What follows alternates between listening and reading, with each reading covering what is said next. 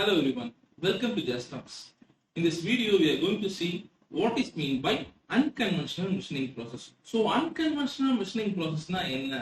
Abdina, there is no contact between tool and the workpiece. ஒரு workpiece-க்கும் ஒரு tool-க்கும் நடுவுல எந்த விதமான கான்டாக்டும் இல்லாம ஒரு machining நடந்தா அந்த machining process பேர் தான் unconventional machining process. So, from the name itself, அந்த நேம்லயே நமக்கு தெரியுது unconventional machining process.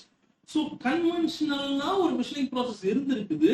அது பக்கத்துல ஒரு term unconventional அப்படின்ற மாதிரி கொடுத்திருக்காங்க. So, அப்ப conventionalனா நம்ம என்னன்னு தெரிஞ்சாதான் அந்த unconventionalனா நம்ம என்னன்றதை சொல்ல முடியும். So, for example, conventional machining processனா என்னன்னா, so இது ஒரு ஒர்க் பீஸ் நம்ம கன்சிடர் பண்ணிக்கலாம், இது ஒரு டூல் நம்ம கன்சிடர் பண்ணிக்கலாம்.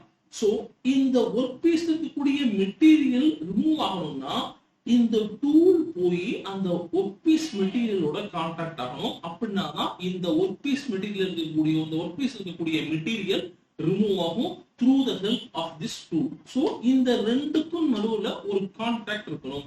அந்த கான்டாக்ட் இருந்தால்தான் மெஷினிங் நடக்கும். அப்படிப்பட்ட மெஷினிங் நடந்தால்தான் ஒரு மெட்டீரியல் ரிமூவ் ஆகும். இதுதான் ஒரு normal traditional machining process which is called as conventional machining process. So, இப்போ நம்ம பார்க்க போறது என்னன்னா unconventional machining process. Same, consider this as a tool and consider this as a material, workpiece material.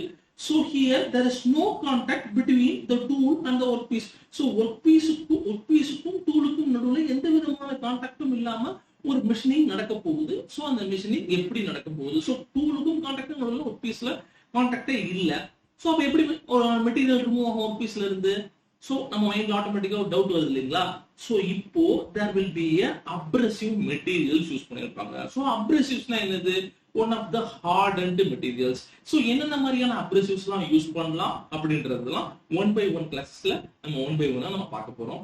So here இதுதான் unconventional machining process which is called as non-traditional machining process. நம்ம சொல்றது there is no contact between tool and the workpiece, but material gets gradually removed from the workpiece through the help of abrasives.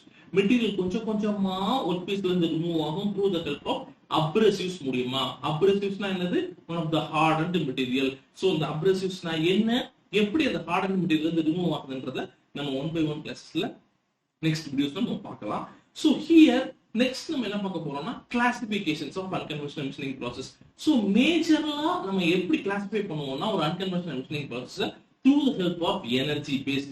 So energy based னா ஒரு எனர்ஜியை use பண்ணி ஒரு unconventional machining process 3 types of classify பண்ணலாம். First one என்ன பாத்தீங்கன்னா mechanical energy based, second one என்ன பாத்தீங்கன்னா thermal energy based, third one என்ன பாத்தீங்கன்னா chemical energy based. Mechanical, thermal, chemical. So இந்த மெக்கானிக்கல்ல different types of process இருக்குது, தெர்மல்ல different types of process இருக்குது, கெமிக்கல்ல different types of process இருக்குது.